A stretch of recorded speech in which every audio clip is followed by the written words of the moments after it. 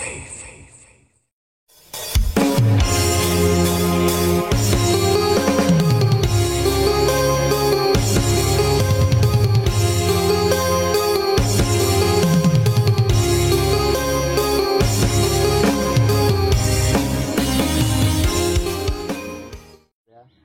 itu tadi kita bahas kepemerintahan yang pertama sampai ke ketiga. Itu baru ketiga. Nah, ini setelah itu siapa, Mbah, selanjutnya? Kalau yang selanjutnya itu sudah saya ada catatannya, tapi saya kurang hafal. Yang kurang hafal yang hanya itu Bupati yang ke-16 itu Pangeran Sidorawuh ya. Pangeran Sidorawuh yang proses Jalan Dandeles itu pengawasan langsung dari Pangeran Sidorawuh atau Suruh Adiningrat I yang pada saat itu. Jadi banyak sekali yang saya ceritakan tadi, Jalan Dandeles, dan ada nama-nama yang bernama Devil Cliff Devil Cliff. Terus di situ juga ada ini ketokohan lagi yang bernama Mbah Wiro Seblo X dari prajurit Pangeran Diponegoro yang beliau sebagai berpangkat penatus atau prajurit yang membawai 100 prajurit. Itu juga ikut serta dalam pembebasan yang ada di Alas Roban untuk dijadikan Jalan Dandeles di situ. Terus padahal yang Pangeran Sidorawuh sendiri adalah dulunya beliau putra keempat dari Raden Tumenggung Jayangrono, Bupati Wirodeso, sekarang masuk ke Kabupaten Pekalongan. Dulu yang beliau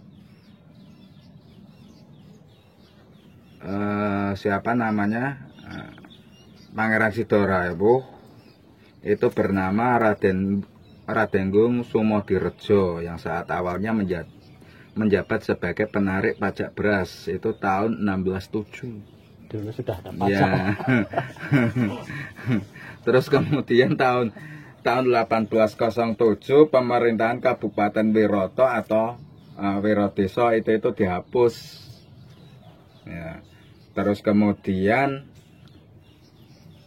Raden Ngabei Sumodiningrat itu mengikuti keponakannya Tumenggung Jayangrono III yang menjadi Bupati Batang, tapi masih terus menjabat sebagai penarik pajak beras. Ini catatan saya yang saya itu. Berarti di sini itu ada nama-nama gelar, terus nama-nama kecil pada saat itu. Terus kemudian menjadi bupati, terus bernama Suruh Adiningrat I. Jadi terkadang gini, terkadang itu ada yang ngomong bahwa pemerintahan Kabupaten Batang itu dari Sidorawuh, padahal Sidorawuh itu adalah Bupati Batang yang ke-16, kemungkinan mengacu pada nama Suruh Adiningrat I. Itu bukan berarti Suruh Adiningrat I atau Pangeran Sidorawuh itu adalah Bupati Batang pertama. Ya. Ini salah kaprah itu ada yang bilang bahwa Suruh Adiningrat I atau yang bernama Pangeran Sidorawuh itu adalah Kabupaten Batang yang menjadi Bupati Batang pertama. Padahal sebelum adanya Pangeran Sidorawuh itu sudah ada beberapa bupati di situ. Ya, makanya saya kaget kok dari tahun yang sudah lama sekali kok sudah 16 bupati gitu loh. Jadi seperti itu. Terus saat itu seperti Belanda itu di situ ada suatu kata-kata yang pertama Regen van Batang itu di sana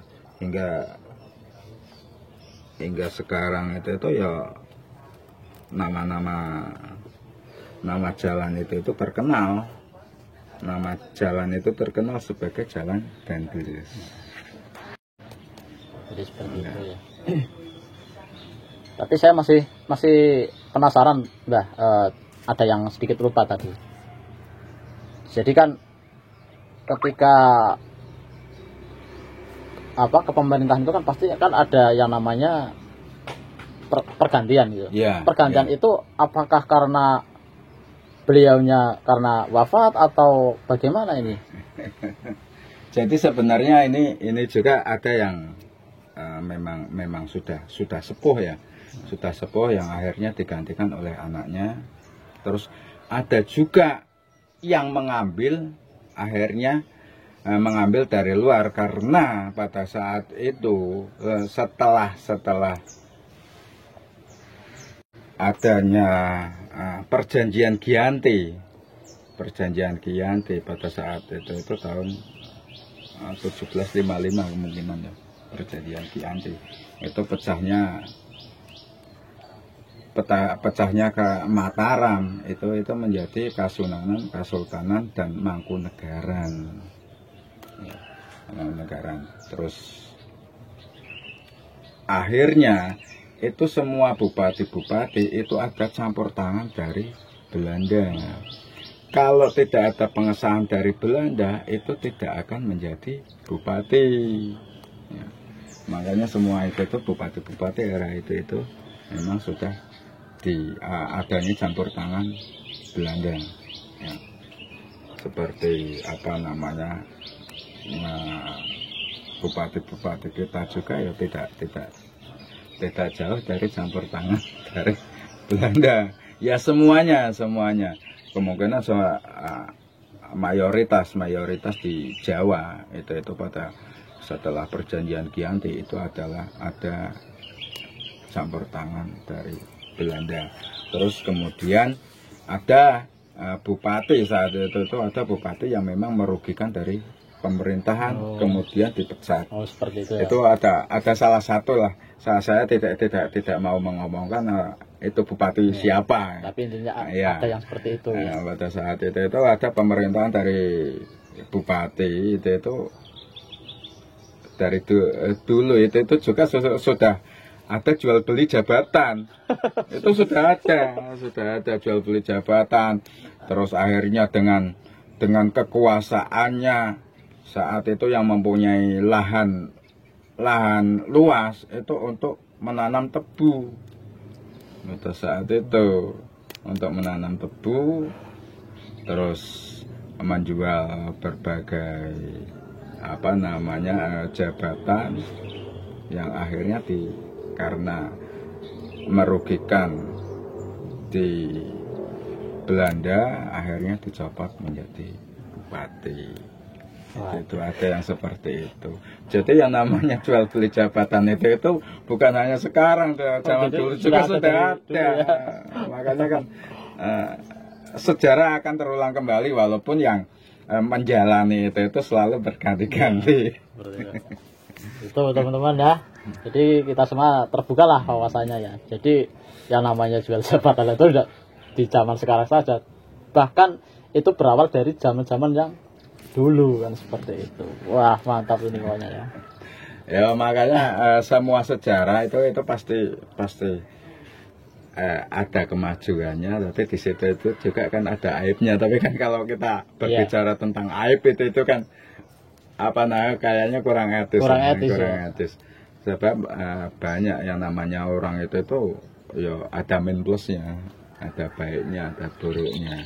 Terus juga seperti Pangeran Mandurareja saat itu juga ya dikatakan di mana namanya buku Haji de Graaf itu adalah orang-orang Batang itu adalah budak Mandurareja. Saya enggak tahu itu budak dalam arti yang bagaimana, kita enggak tahu karena orang-orang Belanda itu kan menulis seperti itu kemungkinan supaya yang membaca sampai sekarang itu supaya tidak apa namanya kurang simpatik lah dengan orang itu. Dan banyaknya versi itu juga sebenarnya itu tanaman-tanaman orang-orang Belanda yang memang untuk memecah belah hingga sampai keturunan-keturunannya. Itu kan seperti itu. Seperti apa namanya yang disebut di Belanda itu David of Ambaran ya. Nah, jadi supaya diadu domba hingga sampai sekarang itu kita diadu domba dengan referensi-referensi tersebut. Makanya yo kita harus bersatu tentang adanya referensi si A, si B, si C, kita gabungkan terus dicari alurnya karena sejarah itu sejajar dan terarah. Oh iya. Nah, itu makanya kan di sana ada yang apa namanya bercerita tentang tahun sekian, tapi kok melompat itu kan harusnya memang disejajarkan dan diarahkan. Jadi gini Mbak ya. Ketika kita mau menyimpulkan sesuatu itu jangan berpatokan satu arah saja Mbak ya. Iya. Harus ada arah. Harus ada referensi lain-lainnya. Itu yang menjadi kita itu lebih fleksibel karena sejarah ya sah-sah saja sebenarnya. Sejarah itu tuh mau buat seperti ini sah-sah saja. Tapi kan dalam apa namanya di situ ada tahun, ada zaman itu kan itu kan seharusnya kan disejajarkan dan diarahkan. Akhirnya sampai keturunan itu jadinya rancu. Makanya sampai sekarang juga ada versi-versi yang dari misalkan dari tokoh-tokoh tertentu, terus dari tokoh-tokoh budayawan, terus sejarawan juga. Sedangkan sejarawan dan budayawan itu pasti itu banyak referensinya karena bukan hanya dari buku ke buku, juga mendatangi di tempat-tempat situsnya, kemudian bisa bercerita di situ.